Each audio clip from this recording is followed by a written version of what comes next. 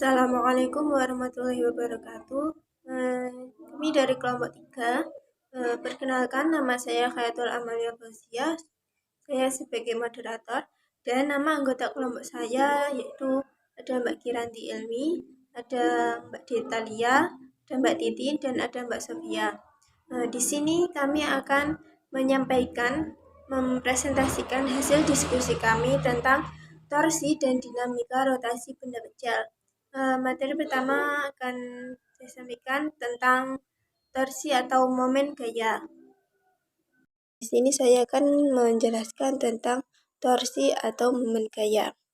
Nah, penyebab perubahan gerak itu apa sih? Penyebab perubahan gerak yaitu adalah gaya. Nah, ketika sebuah gaya diberikan pada sebuah benda tegar yang berputar pada suatu benda, benda tersebut cenderung untuk memutar sumbu tersebut. Maka dari itu, torsi bisa dikatakan sebagai gaya pada sumbu putar yang dapat menyebabkan benda bergerak melingkar. Rumus torsi atau momen gaya yaitu momen gaya sama dengan jarak dikali gaya. Nah, jika gaya yang bekerja pada lengan gaya tidak tegak lurus, maka besar torsinya menggunakan rumus momen gaya sama dengan jarak dikali gaya dikali sin theta, di mana theta adalah sudut antara gaya dengan lengan gaya. Contoh, ini saya menggunakan pulpen. Nah, misalkan ini sebagai poros. Nah, ini sebagai poros putar, dan ini akan saya tarik. Nah, ini nanti akan bergerak melingkar. Nah, ini disebut torsi. Nah, ini bisa dikatakan sebagai torsi. Nah, ini akan selalu melingkar apabila diberi gaya mau ke atas maupun ke bawah. Nah, poros putar terhadap titik gaya yang ditarik ini disebut dengan lengan gaya. Materi selanjutnya adalah momen inersia. Kalau berbicara tentang momen inersia, apa sih yang dimaksud dengan momen inersia itu? Momen inersia didefinisikan sebagai kelembaman suatu benda untuk berputar pada porosnya. Besar momen inersia itu bergantung pada bentuk benda dan posisi sumbu putar benda tersebut. Momen inersia itu dirumuskan dengan I sama dengan mr kuadrat. Dengan I sama dengan momen inersia, M sama dengan massa benda, R sama dengan jarak benda tersebut. Semakin jauh jarak poros benda tersebut, maka semakin besar momen inersia benda tersebut. Momen inersia pada suatu benda itu dibagi menjadi dua, yaitu momen inersia partikel dan juga momen inersia kontinu. Untuk momen inersia partikel itu rumusnya I sama dengan sigma mr kuadrat sama dengan m1 r1 kuadrat sama m2 r2 kuadrat. Untuk momen inersia kontinu, itu benda kontinu yang dimaksud adalah benda yang memiliki distribusi partikel secara merata. Perhitungan momen inersia untuk benda kontinu itu menggunakan operasi integral. Rumusnya I sama dengan integral R kuadrat dm. Dengan R merupakan jarak elemen massa dm terhadap sumbu putar. Di sini sudah terdapat tabel persamaan momen inersia, yaitu yang pertama batang silinder poros melalui pusat yang dirumuskan dengan I sama dengan 1/2 ml kuadrat. Yang kedua, batang silinder dengan poros melalui ujung yang dirumuskan dengan I sama dengan 1/3 ml kuadrat. Yang ketiga, ada pelat segi 4 poros melalui pusat yang dirumuskan dengan I sama dengan 1/2 MA kuadrat ditambah B kuadrat. Yang keempat, ada pelat segi 4 tipis dengan poros sepanjang tepi yang dirumuskan dengan I sama dengan 1/3 MA. Yang kelima ada silinder berongga yang dirumuskan dengan I sama dengan 1/2 MR1 kuadrat ditambah R2 kuadrat. Yang keenam ada silinder pusat yang dirumuskan dengan I sama dengan 1/2 MR kuadrat. Yang ketujuh ada silinder tipis berongga yang dirumuskan dengan I sama dengan MR kuadrat. Yang kedelapan ada bola pejal yang dirumuskan dengan I sama dengan 2/5 MR kuadrat. Yang kesembilan ada bola tipis berongga yang dirumuskan dengan I sama dengan 2/3 MR kuadrat. Baiklah, di sini saya akan menjelaskan tentang momentum sudut. Momentum sudut merupakan momentum yang dimiliki oleh suatu benda bermassa M dan berputar dengan kecepatan sudut terbesar. Oleh karena itu, momentum sudut dapat juga dianalogikan sebagai momentum linear, sehingga persamaan dari momentum sudut ialah L sama dengan R kali P. Dengan persamaan momentum linear P adalah P sama dengan mv, maka persamaan momentum sudut menjadi L sama dengan R kali mv. Bila persamaan kecepatan V adalah V sama dengan omega, maka L sama dengan R kali M kali omega kali R sama dengan MR kuadrat, omega sama dengan I kali omega. Kekekalan momentum. Dalam gerak translasi dikenal istilah kekekalan momentum. Pada gerak rotasi juga mengenal adanya hukum kekekalan momentum sudut. Bunyi hukum kekekalan momentum berbunyi sebagai berikut. Apabila resultan momen gaya yang bekerja pada sistem adalah nol, maka momentum sudut sistem akan konstan. Secara sistematis dapat dituliskan dl per dt sama dengan 0. Berarti tidak terjadi perubahan momentum tiap waktu, sehingga dituliskan L awal sama dengan L akhir. Berikut adalah tabel yang menunjukkan relasi antara besaran yang digunakan pada translasi dan rotasi. Besaran perpindahan translasi X, rotasi θ, relasi X sama dengan T kali θ. Kecepatan translasi V, rotasi omega, relasi V sama dengan T kali omega. Percepatan translasi A, rotasi alfa, relasi A sama dengan T kali alfa. Persamaan kinetika V sama dengan V0 plus A kali T, S sama dengan V0 kali T tambah setengah A kali T kuadrat. V kuadrat sama dengan V0 kuadrat plus 2 kali A kali S. Dengan rotasi omega sama dengan omega 0 plus A kali T, theta sama dengan omega 0 kali T plus setengah A kali T kuadrat, dan W dan omega kuadrat sama dengan omega 0 kuadrat plus 2 kali A theta.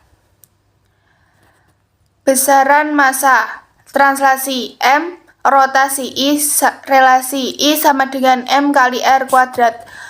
Momentum translasi P sama dengan mv, rotasi L sama dengan I omega, relasi L sama dengan R kali P.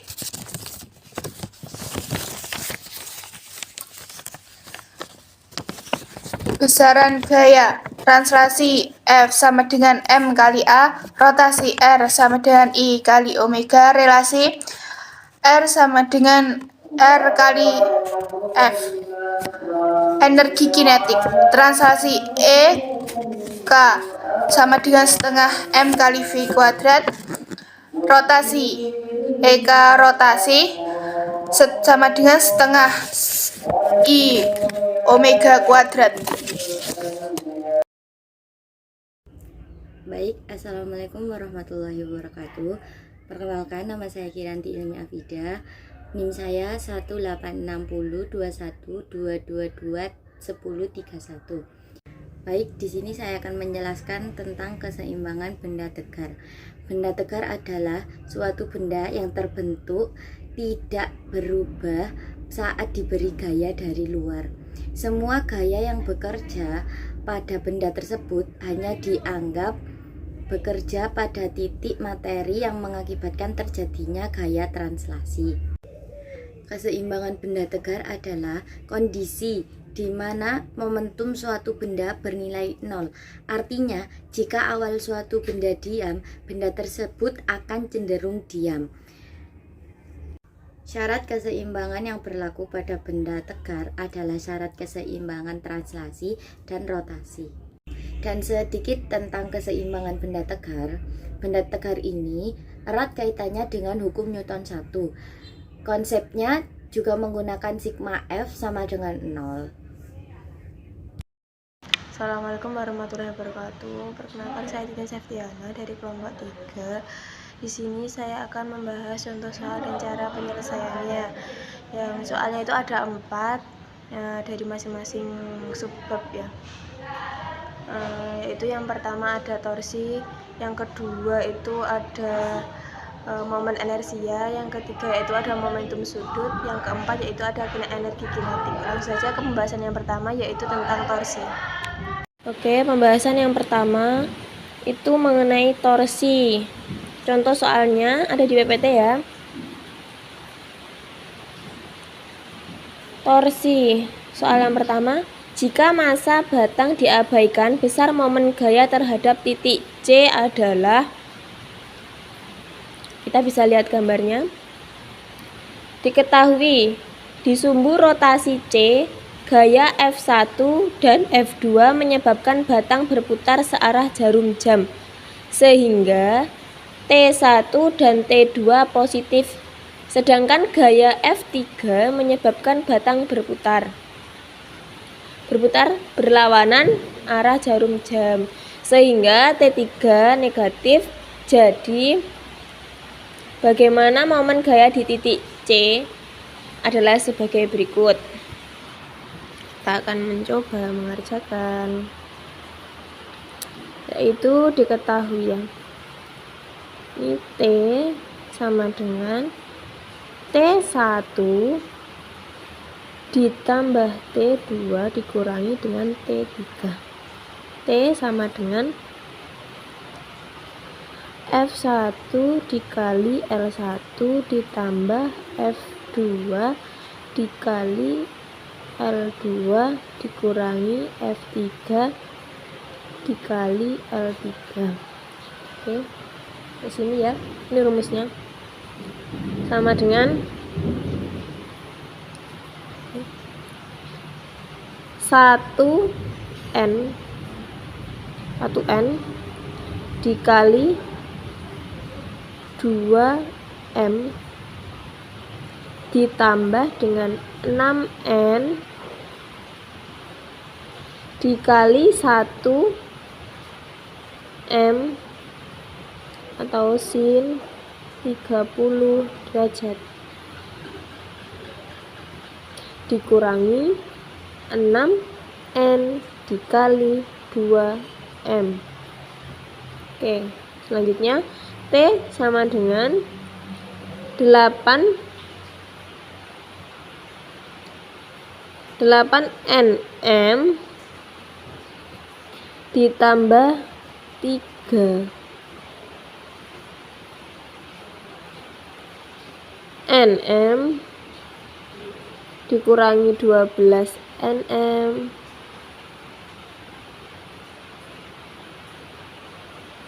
sama dengan min 1. 8NM ditambah 3 NM dikurangi 12 NM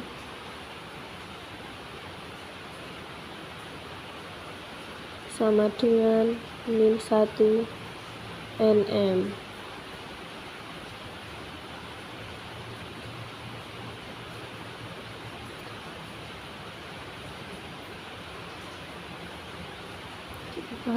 Paham di sini, dari sini ada yang paham apa belum? Oke, kita lanjutkan ya. Kalau yang ini nih sin 30 derajat ini kan dulu pernah belajar ini ya, mengenai sin itu. Jadi jawabannya ini. Dari mana kok bisa dapat ini? Ini kok 8 nm, ini kok 3 nm, ini kok 12 nm. Dari mana? Dari penjumlahan ini tadi. Oke. Jadi besar torsi di titik C sama dengan ini 1 min 1 nm, yang menunjukkan berarti negatif, menunjukkan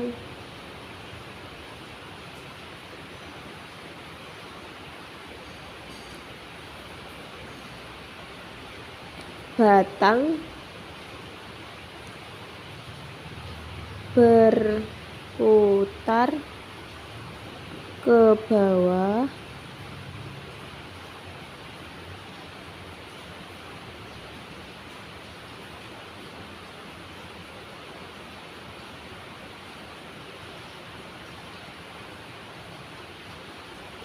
salah ya, berputar bukan ke bawah, berputar berlawanan arah jarum jam. Titik. Selesai. Ini untuk soal nomor 1 mengenai torsi. Seperti ini. Ya, sekarang kita membahas soal nomor 2, yaitu mengenai momen inersa. Yang soalnya yaitu tongkat penyambung tak bermassa sepanjang 4 m menghubungkan dua bola.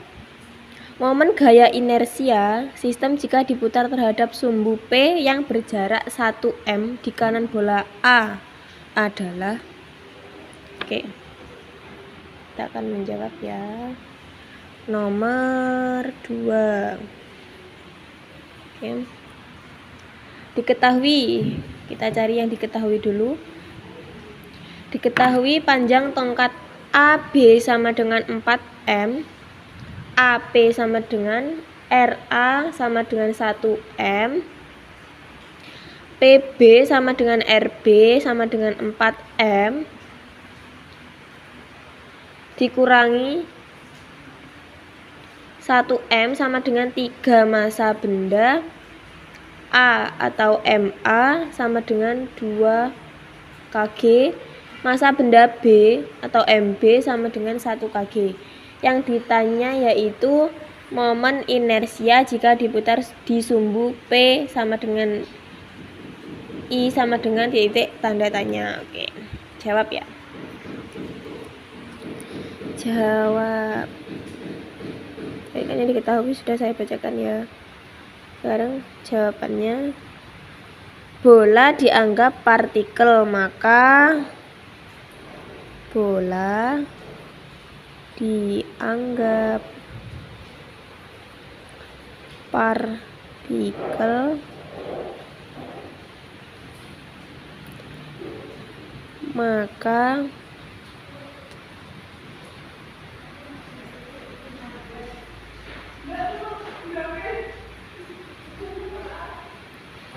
sama dengan 1 sama dengan M dikali R pangkat 2, ini sama dengan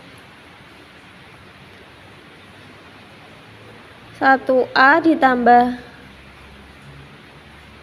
1B sama dengan MA dikali RA kuadrat ditambah MB dikali RB kuadrat sama dengan 2 dikali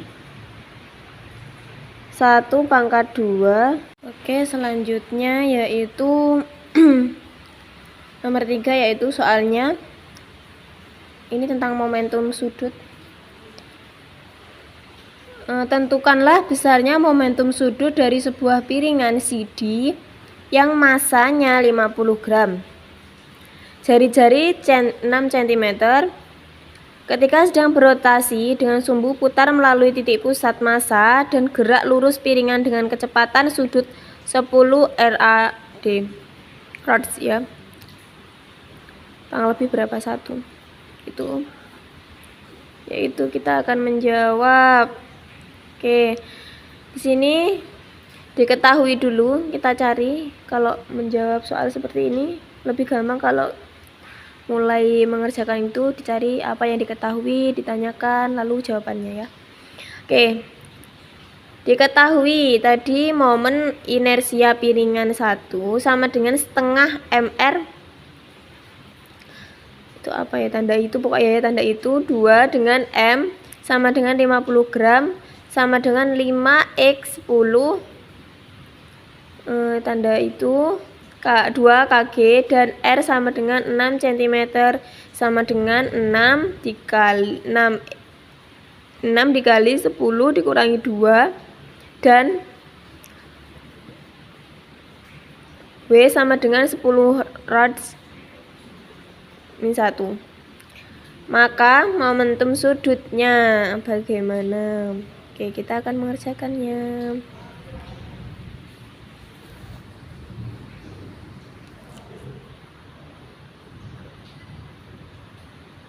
Mengerjakan. Sekarang nomor 3.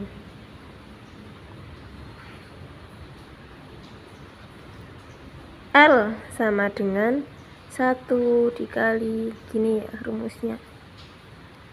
L sama dengan setengah MR. Ini tadi tandanya apa ya, saya nggak bisa baca. Ini gini 2 ini. L sama dengan setengah buka kurung 5 dikali 10 2 kg tutup kurung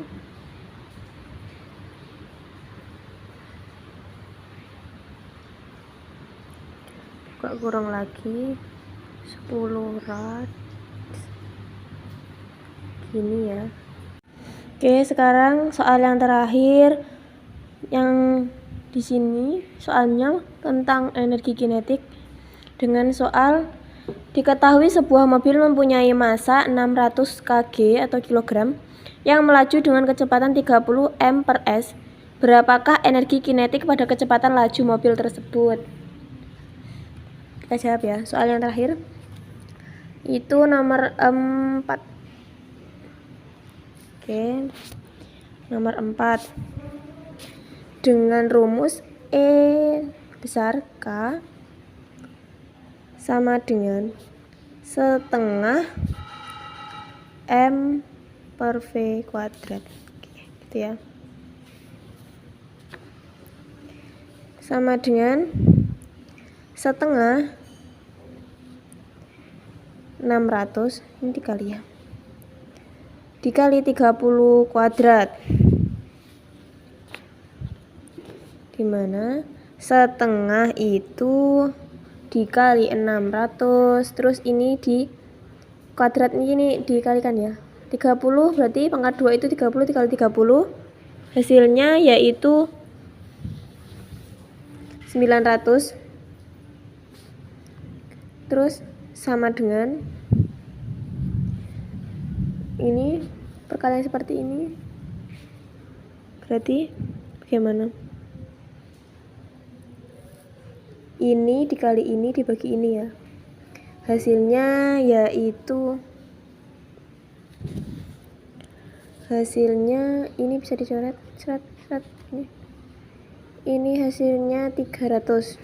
Oke. 300 dikali 900 sama dengan hasilnya 270.000 J. Jadi energi kinetiknya energi kinetik yang dihasilkan